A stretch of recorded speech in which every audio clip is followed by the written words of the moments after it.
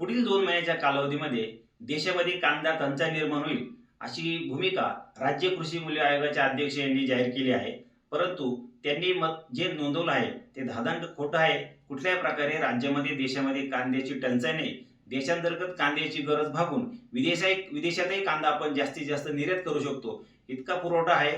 महाराष्ट्र असेल किंवा देशातील कुठल्याही बाजार समित्यांमध्ये आज दैनंदिन कांद्याची आवक जर आपण बघितली तर मोठ्या प्रमाणात कांद्याची आवक येत आहे.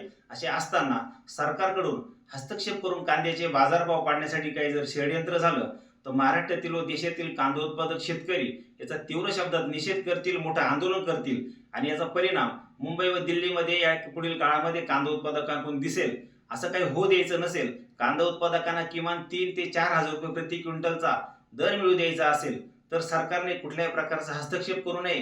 कारण मागच्या 1.5 ते 2 वर्षामध्ये शेतकऱ्यांनी आपला कांदा अवघा 700-800 रुपये प्रति क्विंटल इतका निश्चयकी दराने विकलेला आहे.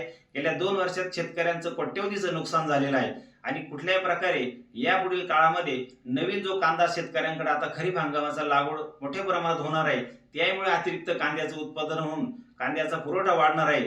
त्यामुळे कांद्याचा कुठल्याही प्रकारे टंचाई होणार नाही. सरकारने स्वतः नाफेड व NCCF मार्फत 2 लाख टन कांदा खरेदी करण्याचं उद्दिष्ट ठेवलेलं आहे. सरकारचा कांदा, शेतकऱ्यांचा कांदा, व्यापाऱ्यांकडे स्टॉक असलेला कांदा, असा इतका कांदा देशात उपलब्ध असताना सरकारमधल्या काही वेगवेगळ्या ज्या घटक आहेत त्यांच्याकडून अशी चुकीचे जर भूमिका घेतल्या जात असतील आणि त्याचा थेट फटका जर शेतकऱ्यांच्या कांद्याच्या दर घसरणीत होत असेल तर देशामध्ये सर्वाधिक मोठं आंदोलन केलं जाईल, याची नोंद सरकारने घ्यावी. महाराष्ट्र राज्य कांदा उत्पादक शेतकरी संघटनेकडून आम्ही या सरकारला इशारा देत आहे.